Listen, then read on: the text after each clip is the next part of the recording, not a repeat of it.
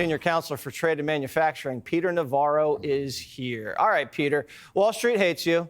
There's probably a fatwa out on you on the street downtown.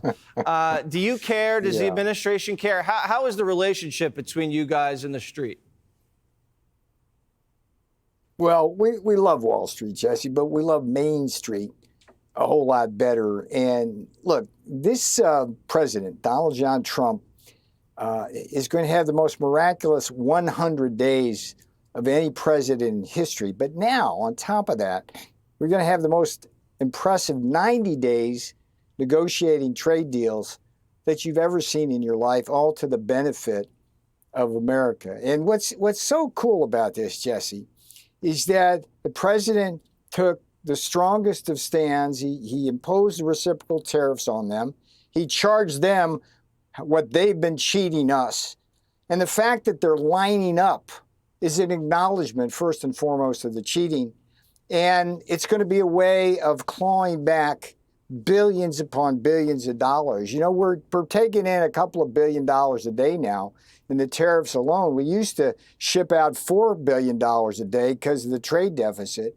And it's the art of the reciprocal trade deal. Yesterday, I think, will go down in history as the greatest day in trade policy we've ever had. I mean, it's just amazing what's going to happen. But I should say, Jesse, I want to put a shout out to Speaker Mike Johnson today, because everything we do on trade is going to be complemented by other things. And today, the fact that Speaker Johnson got that budget resolution passed essentially paves the way for the biggest, broadest tax cut in our history to be done before August. So all these talks about recession and this, that, and the other thing, I mean, the biggest insurance policy against any kind of recession is going to be that tax bill. And every dollar, Jesse, every single dollar, I promise, that we raise from foreign nations, from the tariffs, is going to go back to Americans in the form of tax cuts and in the form of debt reduction.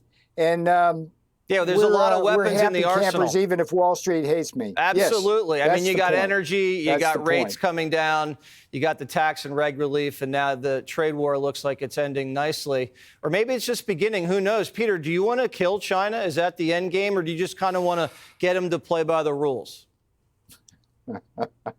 I think Jesse, I know the answer.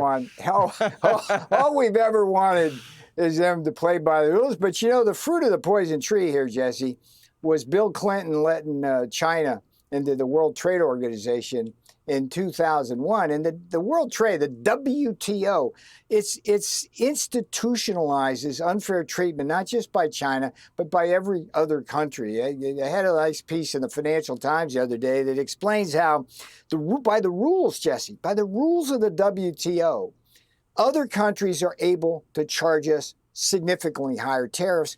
And by the broken rules, this is even more important, by the broken rules, the dispute resolution mechanism of the WTO, we can go complain about all of China's cheating and Europe's cheating and South Korea's cheating and Japan's cheating. We can win the cases, but we never get any action from the WTO. Yeah. So we never get any action from the WTO. I know.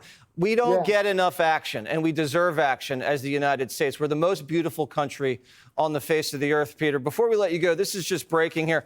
Sure. The media says you're in the doghouse with Trump. Is that true, or is that fake news? That's fake news, Jesse. And I would say this about this team that I'm working with. It's radically different from the first term when we had a lot of people fighting and had disparate voices. And every time the boss wanted to do something, there were people wanting to hold him back. We have a unique set of skills here. I mean, Scotty and Howard, Scott Bessent and Howard Lutnick, come from the outside. And Scott knows the equity markets. Howard Lutnick is a great deal maker, knows the bond markets. Jamison Greer has 30 years of experience cutting trade deals.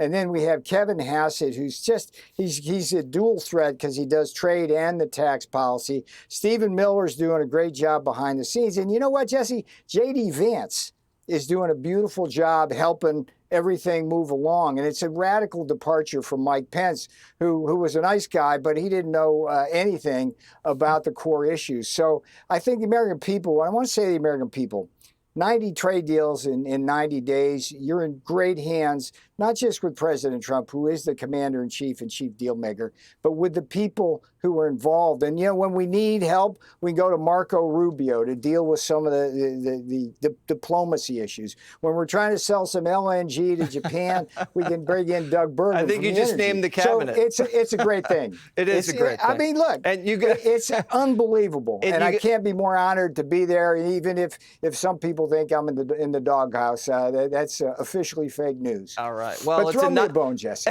There you go. It's a 90-day shot clock, Peter. And you get off the air now. You better get to work if you're going to have to sign all these deals with these guys. Thank you so much.